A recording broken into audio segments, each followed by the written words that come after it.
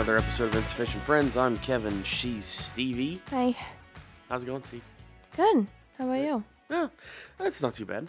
No. It was a kind of a blah week. Yeah. Not really anything going on. On Monday, my sweet, dear grandmother called me because she listened to our episode last week. And she said, I listened to it this morning and I've just been thinking about you all day. And you should be so confident. And you just, don't never call yourself dumb. You're gonna do great. Very classic. I agree. She hyped me up. It was the sweetest thing. I agree. So shout out. That's great. Though. Shout that's out, Marianne. We love you. Oh. So that was nice. But no, I had a really good week. I hadn't seen my boyfriend for like a few weekends just due to like traveling and stuff. And we don't see each other during the week because he's doing an internship in a different place. And so this was our first weekend we like seen each other in a while. And he got here Thursday and we've just been having a blast. It's just been so fun. I think we're going to go bowling today. Nice. Date night. It's been a very, very fun time. Good. I mean, you haven't seen him, like you said, for a few weeks. So it's, that's kind of nice. So... Do you pay? This I don't. Whatever. Anyway, Rewind. Do you? What do you think about the Powerball and the lottery, Steve? Do you ever play the Powerball or the lottery? There's a reason I'm sure you know the reason I asked this. Not really. I think the Powerball is different than just like lottery tickets, right? Those are separate. Well, they're all lottery. Right, but there's different versions of the lottery. I feel like Powerball is the numbers, right? Yeah. Or it's like, and scratchers is like, or lottery is kind of like just like the cheesy scratchers where it's like. Well, no, they're all part of the lottery. Know the difference. They're all part of the lottery. Okay. Well, to answer your question, not that often. No, I don't go and buy that. I don't think I've ever actually bought one myself, but I've been given them many times. Because the scratchers are one thing. Yeah. The Powerball is the scratchers are usually state to state. Yeah. So like each state does their own, whereas the Powerball is like a national, like there's like 30 or 40 states that are involved in the Powerball. Yeah. When it comes to random things like that, like you're winning based off luck, I've only like drawings, lottery, anything like that, I've only ever won one thing in my entire life. Okay. Actually, well, one thing I won at like a senior giveaway, but it was like in high school, but everyone had to win something. So it was like they just had to draw a name until you got someone who hadn't already been called got it. And then I won something at like a work party. But I have never had very good luck on any of that stuff. So I don't even try. In my head, I'm not winning the lottery. I could purchase every Powerball ticket that I see for the rest of my life. I'm not going to win. And I just know that. So I don't. Do you have good luck with that stuff? I mean, nobody has good luck with it. That's true. Some people do. Some people believe that like they win that stuff all the time, and that's like karma or something, or they're like they're lucky. I think they're delusional. Well, that's my opinion. Sometimes delusion is bliss, but anyway, I mean nobody's lucky. Like the Powerball was $1 billion earlier this week. So that's why I asked. Because there was somebody that won it, but it was one ticket in California. The Mega Millions was last night, and nobody won that one. So that's now up to $820 million. Okay. Which is why I ask. I just didn't know if you'd ever done it. Do you know what the odds are? I do know what the odds are of winning. Do you know what the odds are of winning these things? It must be one in however many people. Is this a dumb question? Is this a worldwide thing or just a national? It's just the U.S. So it would be one in every person that's in the U.S. or no? That's my guess, which I don't know. It's pretty close. What the population is. The population's a little around 330 million. Okay, something like that would be my guess. Okay, so you're closer than you're pretty close then. The Powerball is 1 in 292 million. And the Mega Millions is 1 in 302 million. Yeah. I don't ever buy those. I have heard stories of people who buy them and then their lives are kind of not, like, they're ruined. Yeah. Due to people asking them for money and feeling like, what do? I have all this money that I didn't earn, you know? Yeah. I mean, I also think people blow through it a lot of times. Like, a lot of people that end up winning it end up going broke because they overindulge and things happen, or they get taken advantage of a lot of times too. I think they get taken advantage of by scammers and other people. So you'll be targeted for like probably the rest of your life. Which is why some states you can accept the money anonymously, so nobody knows who won it. Oh, I would totally do that. But it depends on the state, and I think Missouri is one of those states. But does every state give you the option, or are some states like you have to? No. Some of them. That's what I'm saying. Is some of them say you have to be public. Yikes. Yeah, and Missouri used to be one of those states. It might still be. I don't remember. I feel like a few years ago I saw something that they were changing that, but I don't remember. That's been a while, so I don't know. But I wondered if you've ever bought them or ever have thought about it or ever even pay attention or know that the Powerball or Mega Millions is something like that. No, I don't. I don't think I'd win. So okay, I'm not gonna waste my money. Okay, yeah. Okay. I just wondered because it's been a big topic this week with the super high I bet jackpots. So I forget. Do you know anyone who like buys them all the time? Or like I don't I mean, I know there's people that do. I don't personally know anybody that buys them all the time. I will sometimes buy a couple tickets if it gets to like these high numbers like this. Will you buy some like on the way to work today? I don't know if I'll buy any. I mean, I might buy some before the next drawing, but if it gets up to the high number, like the high, like $700, $800, $900 million or whatever, which doesn't really make sense. You have the same odds of winning either way. It doesn't. It's just more money. That's the difference. But I mean, any of them. If you were to win any of them, it would be pretty much life-changing money for most people. Because even the lowest it goes, I think they start at 40 million when they reset. So and you get like 25-30% will be gone for taxes, but that's still an insane amount of money. I think it's in the 30s, 30-something% for taxes. Plus you only get like half of it as a payout. So when you take like the single payout, you only get about half. Nice. Yeah. Well, as a woman in finance, my advice, anyone who's listening, if you win the lottery, you should definitely invest some of your money. Yeah. And let it work for you. Yeah. And not blow through it all. Thank you. That's my piece. Oh, man. So, okay, Steve. There's a lot of new movies coming out right now. A lot of trailers. Yeah. A lot of, I've seen 2, I think, in the last month. Oh, what'd you go see? I saw Guardians of the Galaxy. Okay. And I saw Indiana Jones. Okay. Have you, because you're not from Columbia, but in Springfield, did they have theaters where it's like they're nicer ones where there's like recliners and you get food? Not when I was a kid. They do now. Have you been to one? Mm-hmm. Okay. I've only ever been to one really nice theater like that, and it was when I was actually visiting one of my family members in Dallas like a long time ago. Mm-hmm. And that I could understand wanting to go to all the time. I have no desire, like typically, I think I'm going to probably go see a movie pretty soon, but I don't typically go see movies anymore. And this isn't like a COVID thing. This is just, movie is like, one, if I want to hang out with someone, I'm not going to see a movie with you. Like, we can't talk, we can't really hang out, I get that. Yeah. Like, that's just a thing I have. And then, it's so much money for, especially with streaming now, I just feel like it's going to be on some streaming service eventually. I don't feel like buying the ticket. But anyway, I haven't gone. I don't go see movies that often, is my point. But there are some movies I'm willing to go see. Have you seen the trailer for the new Wonka movie with Timothée Chalamet? Not all the way through. But you know that I've it's seen out clips there, I've seen clips and pieces and bits and pieces. Does that make you think? You have any thoughts on that?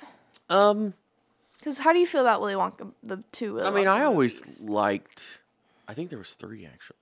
Is there 3? Maybe there's only 2. Gene Wilder, Johnny Depp. Yeah. Who's the other one? I don't remember, Steve.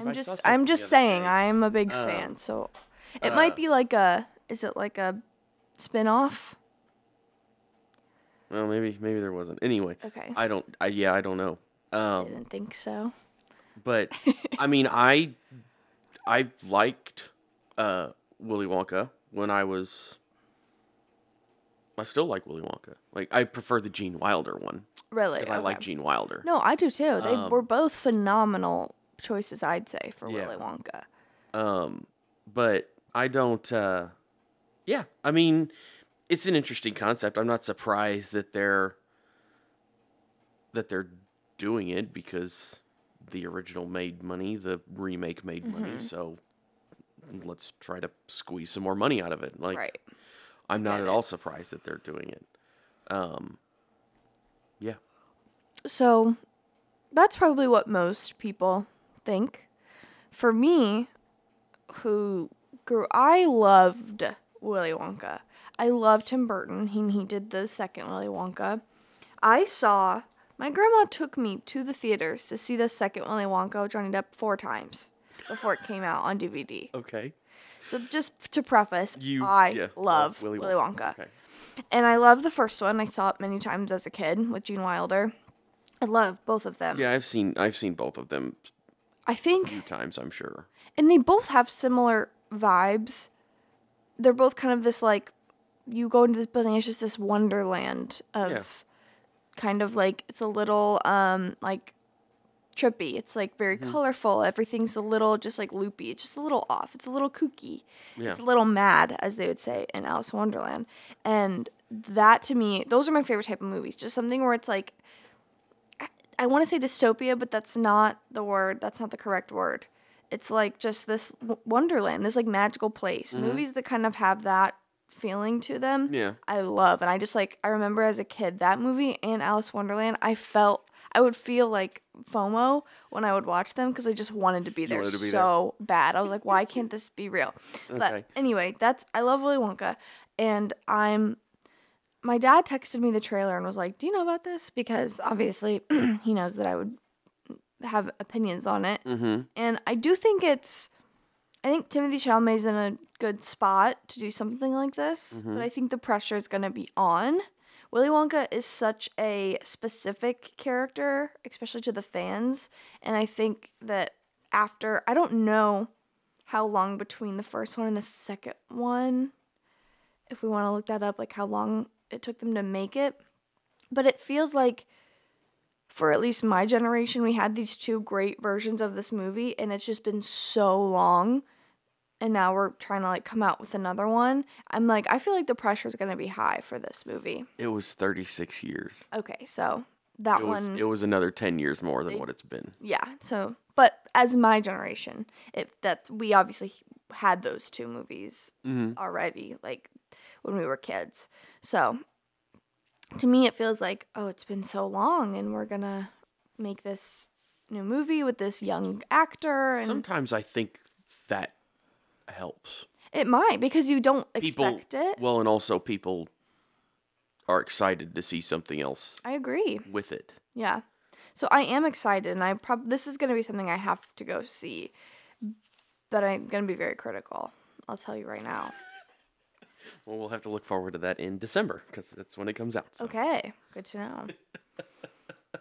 Okay, so do you say you don't like going to movies? Not really. I mean, I get the streaming thing and it being on a streaming service, but I think there are certain movies that you almost need to experience in a theater. Yeah. Because there's big action movies, I usually think, because it's just different seeing it with the sound and on a massive screen. Yeah. Any type of one with big effects, so like your superhero movies or things like that too. I think I'm not a big superhero movie fan, but I understand why people want to go see them in the theaters, because it's a spectacle more than it is just for sure seeing a movie. You're paying for the experience. Yeah. Which is why I usually go to the movies. My dad likes to go see a bunch of comedies and things like that in the theaters. I don't care about going to see a comedy most of the time in the theaters, because it doesn't need it, and it's not my type of movie to go see like that. Like I want to go see usually action movies.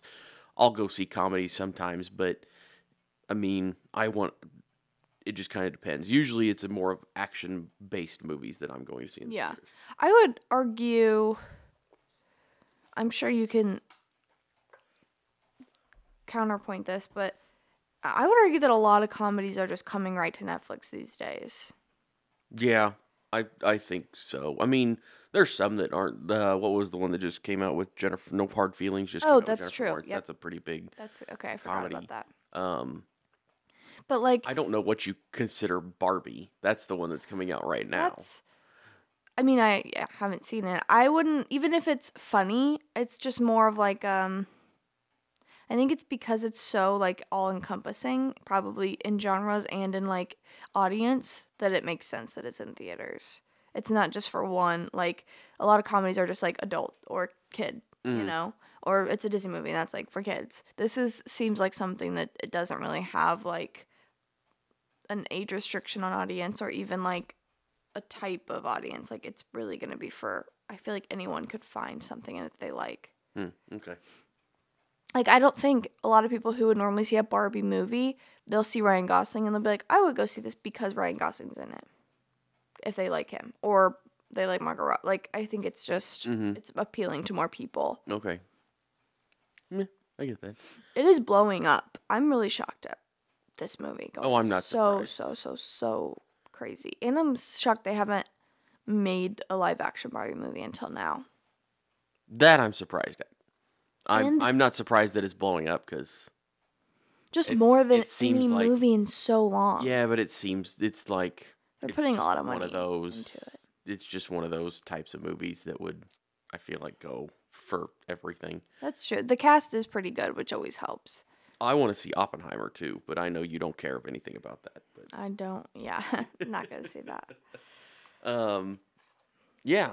So that's. Yeah. We'll probably. I think we were talking. We'll probably go see Barbie with our friend Nikki next weekend.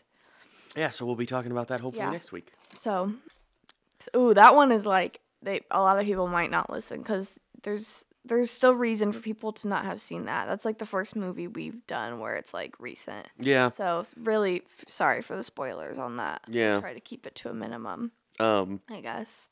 Yeah, we're not that good at reviewing movies anyway. No, it's not our.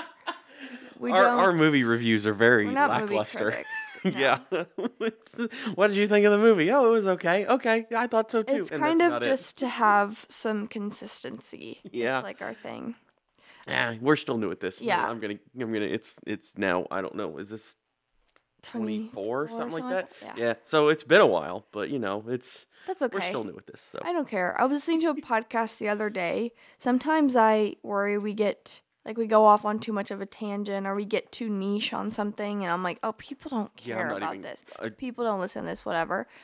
Every podcast I listen to, they do that. Yeah. And I don't care, and I don't turn it off. I'm just and I would say, usually, especially if I'm doing something like cleaning or driving and I'm listening to the podcast, I'm kind of zoning out some of it. So it's like, it doesn't even matter. No, I agree. To listen, they'll listen. If they don't, they won't. Yeah, I agree. I've told you that for a long time. No, I know, but I still have these thoughts. I know. No one can change my mind. But, so what else did you do this week, Steve? Anything fun? No. No? Nope. Trying to think if there's anything else I want to talk about. I actually did the movie we watched this week. I have a lot more to say than I typically do. Oh, okay. Because it just is one of my faves. Okay. But is there anything else going on in your world? Not really. I haven't really been doing anything lately. It's been really freaking hot. Not today, not yesterday. It wasn't bad yesterday. And I just walked here, so it is kind of nice to be just cooling off a little bit. Yeah. It's because there for a while it was super hot, and I'm humid. I don't like the humidity. Oh, the humid. What day was it? I want to say Thursday. The humidity was so strong. it was like 84%.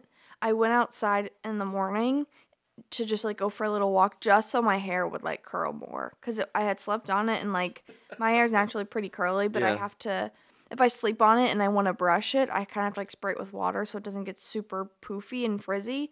So like to get the curls back to how I like them, I just like walked outside with my hair down and kind of like scrunched it while I walked, and it looked really good. So I'm sure it did. I don't mind that. That's great. When I walked out the door Thursday morning, it was one of the days where immediately walk out the door and my glasses just fog up, and I can't see a thing because it's so humid that all the condensation just immediately takes over. Yeah, very true. Sometimes I'll, like, if I've been at work for like 30 minutes or an hour and I need a little break, I'll just go walk and get a coffee. I couldn't do that on Thursday. I was like, there's no way. It's like a 10-minute walk all in total. I would be sweating by the time I got back. Oh, yeah. Not even because I'm exuding that much energy. Just it's so humid. Yeah. I can't walk outside without sweating. Yeah. It almost feels like you jump into the pool when you walk outside, which is weird. No, I don't. Crazy. I don't like humidity. But yeah, it's unless my hair's natural.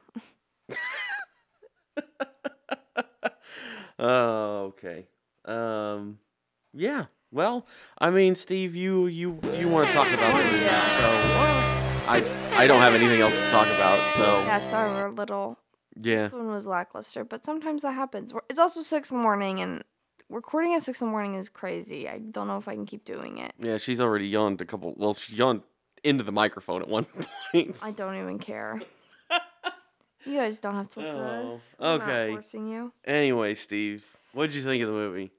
So, I mean, great movie, truly. Mm-hmm. Watching it, I've seen it probably 3 times total. Watching it this time, I was thinking, I feel it's definitely a metaphor for, like, I see it as a metaphor as, like, kind of like sticking it to the man. It's definitely a metaphor of, like, I feel like it's kind of almost like anti-government.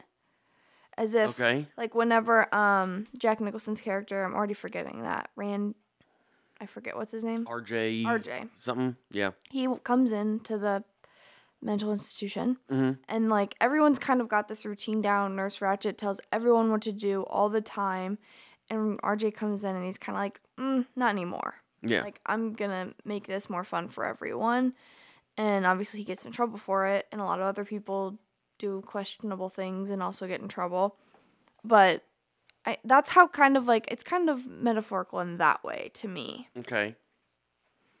What do you think? What are your thoughts? I have more thoughts, but we'll start there. I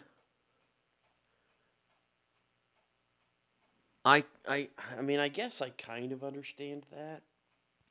Your point on that. Yeah. But at the same time, when it comes to the end, the man wins. If you're going with that idea. Yes, they do. So, but that's still, the idea can still be present. I get, yeah. And the other, and the what is it? Chief. They call him Chief. I love Chief. He's the best. You talk about sticking to the man. He's the one who stuck it to the man because he just faked the whole time. Yeah. So did the man really win against him? No, he left. Exactly.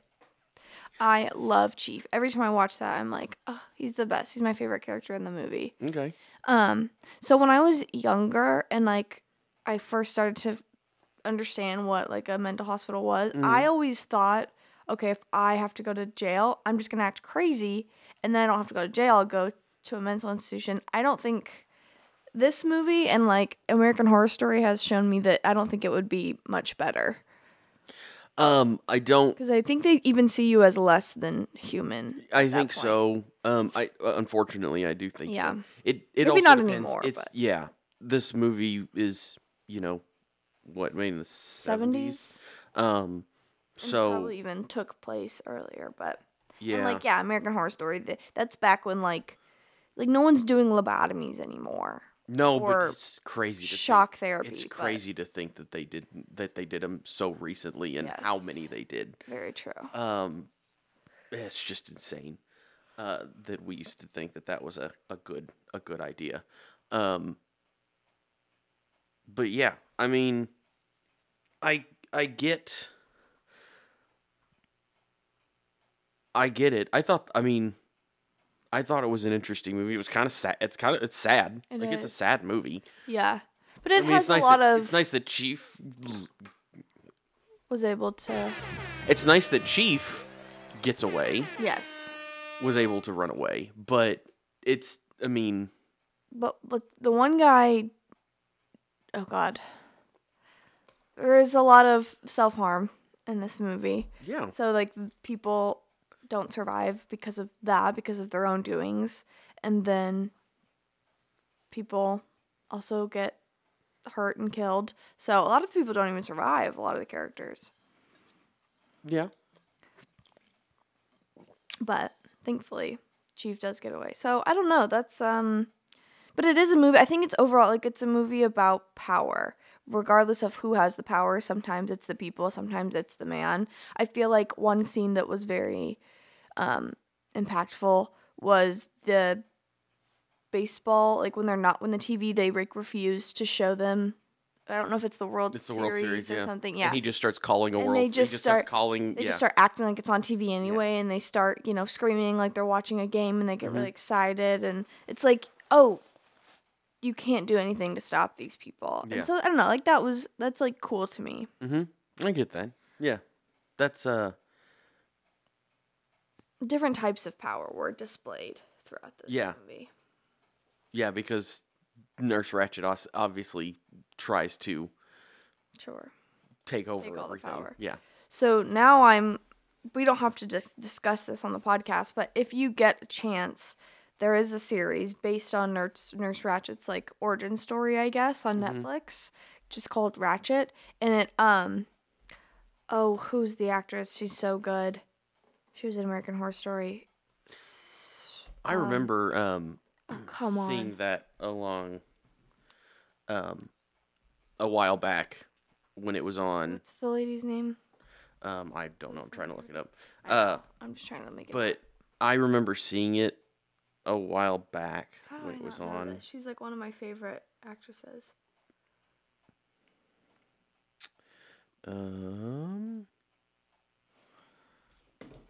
Sarah Paulson? Yes. Okay, thank you.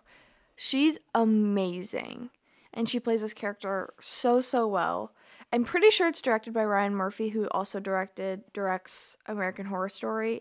So, I don't think you are, but anyone listening, if you like American Horror Story, a lot of similar actors and actresses are also in Ratched, and it kind of has a very similar vibe, similar energy to a lot of American Horror Story seasons. Just kind of like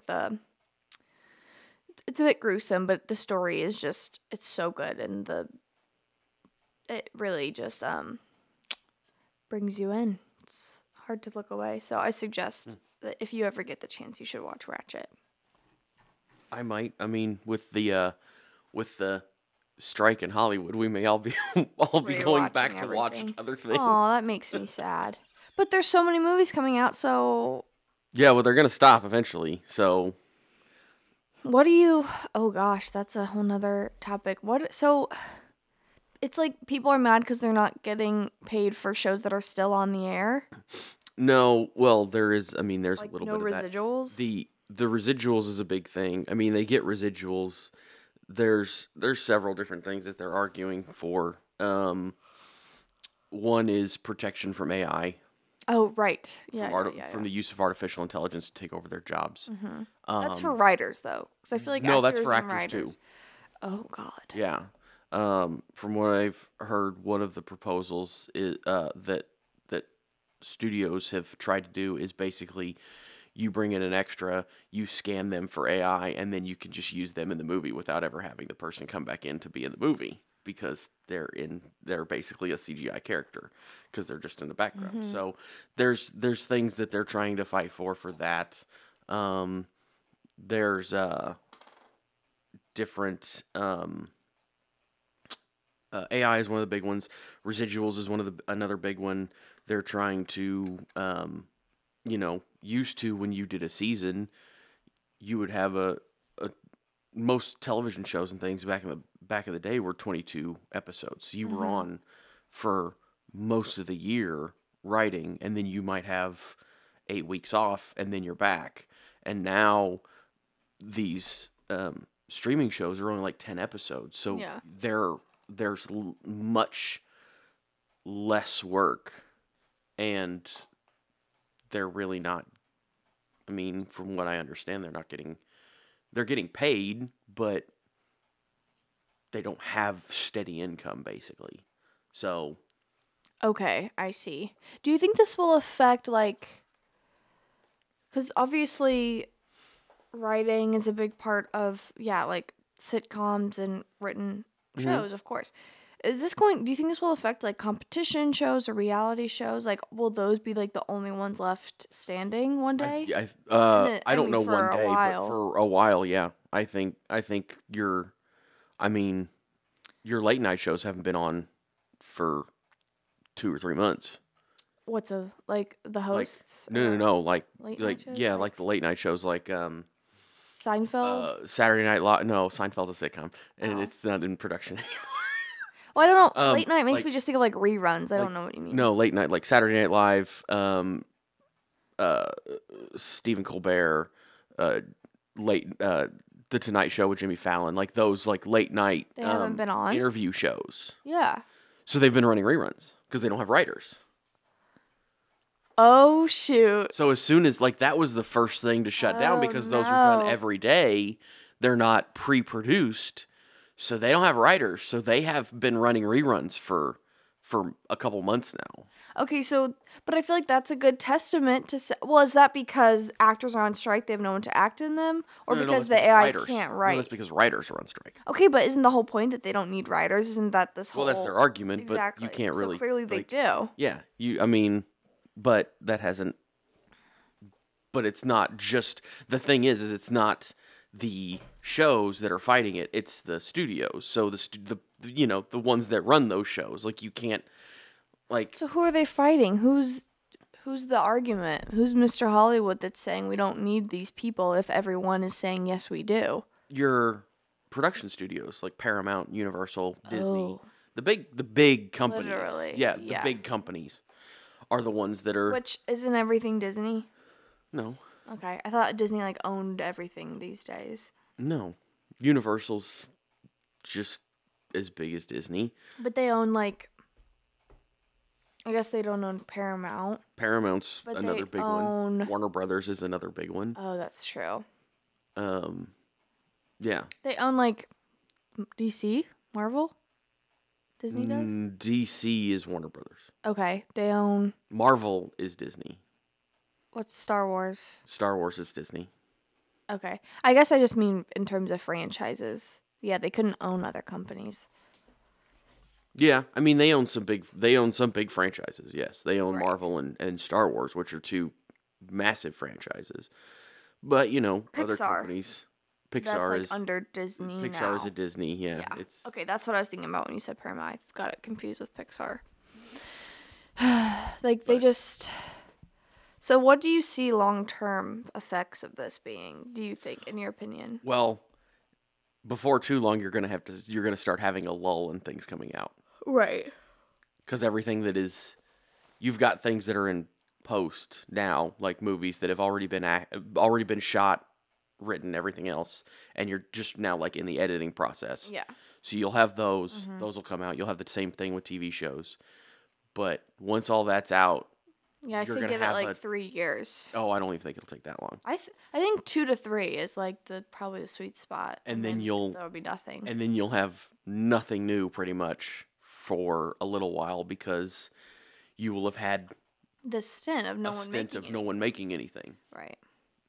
So I think you will still have reality shows coming out. Thank God. So like RuPaul will still. Oh, my shows are safe. My personal choice of television is safe. I'm fine. Well, most of what I watch is old, not safe. So it's not. It's already done. Safe so too, but but or YouTube, which YouTube doesn't have anything to do with any of this. So yeah, Vanderpump Rules, Jersey Shore. Those will all be fine. They're all fine. Yeah, because there's no actual right. I mean, there might be people that do stuff, and actually, but there's not really like a. It's not the same thing. Competition shows might be a different story now that I think about it, because RuPaul is hilarious. I'm sure at the level of money and fame RuPaul is at, RuPaul's not writing every single thing. No, there's probably going to be probably be some that are affected like that too. So that might change. But also it's like reality competition is tough because the host is the one who probably has writers. It's the contestants don't. They shouldn't, at least. That's the point, is that it's just them and they're not having any help from anyone. Yeah. So that one might be okay. RuPaul's pretty funny. I think he can come up with some good one-liners all on his own. Yeah. Yeah. We'll see. We'll see how it goes, because that's and right now it's... Well, we have plenty of movies to review that have been out for... Yeah, all the movies that were literally some of them centuries at this point, so... Yeah, and I guess next week will be the Barbie movie. Yeah, because we're going to go see it. I'm excited. I think it'll be fun. I'm excited to see it. I can't believe she was the third choice, Margot Robbie. That blows my mind. Who was the first two? I don't know which one came first, which one came second, and honestly, one of them I can't even remember, but she... One of them's, like, I think it was both creative differences. One of them was Amy Schumer was an option. And I think they both thought that they didn't like what Barbie in this movie stood for. Like, they thought that it was, like, anti-feminist because it was so, like, pink and high heels. And they just thought, like, well, this isn't really all women. Yeah, but just because it's pink doesn't mean it's anti-women. Hey, and creative differences. Yeah, I would have been more than happy to play a character like Barbie. I feel like I do already. I am Barbie. Oh, yeah. It'll be I think it'll be fun to see. Me too. I'm excited to go see it. Cool. But as far as that on that note, I think that's a good place for us to end. I'm going back to bed. Yeah, that doesn't surprise me. I gotta go to work, so but we'll talk to you guys next week. Bye.